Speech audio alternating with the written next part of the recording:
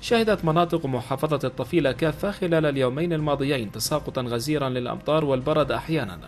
ووفق مواطنين هناك فقد كشف المنخفض عما سموه عيوب البنية التحتية في الطرقات الرئيسية والفرعية، إذ تسببت مياه الأمطار بإحداث انهيارات صخرية وطينية.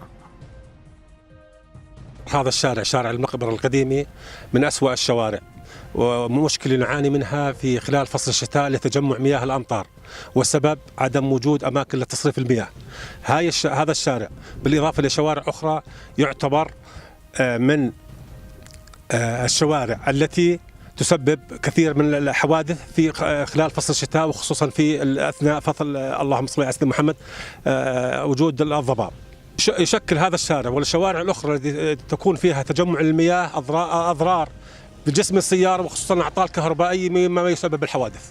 هذه القنارة جاءت فيها أكثر من سنتين 3 سنين عدم إيجابي من التربية، ولا إيجابي من رئيس البلدية، ولا إيجابي من المحافظ، ولا عدم مبالاة. بوقعوا فيها أولاد بتكسروا، استدعيت البلدية، جابوا البلدية، أخذت المجاورين وأخذت الحديد، وعدم إيجابي من مرة نهائيا. من عطوفة المحافظ كمان نفس الشيء، طلعتوا على الواقع عدم إيجابي من مرة نهائيا. بعض الأماكن عند بعض البيوت، وهذا أمر طبيعي.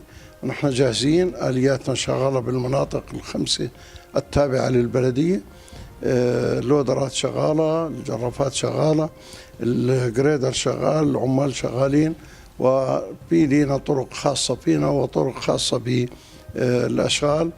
كذلك الأشغال الآن بيتحركوا بالنسق بين بعض، وبتعاونوا ورشنا ورش الأشغال وآلياتنا وآلياتهم.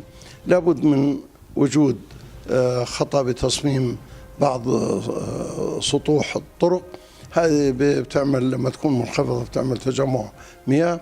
هذا التجمعات عندنا ليست عالية وغزيرة، لا تؤثر خطورة على السير، ربما تكون محدود الخطورة.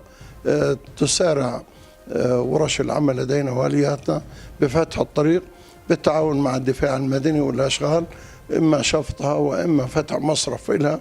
وإن شاء الله بعد انتهاء الموسم سنعمل لها مصارف ونغطيها بجريلات حديد حفاظا على السير على هذه الطرق. سيدي، باشرنا في خطة الطوارئ لهذا الشتاء، لموسم الشتاء 2017-2018، ابتداء من شهر أيلول باشرنا بعمل خنادق لتصريف المياه، صيانة الخنادق الموجودة.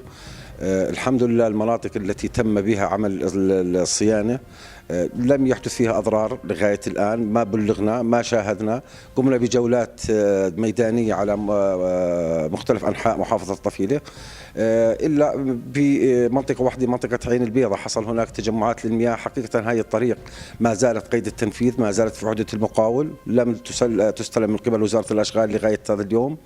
مع ذلك احنا ما انتظرنا انه يعني اركلنا على المقاول، فرقنا قامت بعمل اللازم في المناطق اللي ظهرت فيها اضرار او تجمعات للمياه، وما زالت فرقنا عامله في الميدان في مختلف انحاء المحافظه في المواقع المتوقع ان تكون فيها خطوره.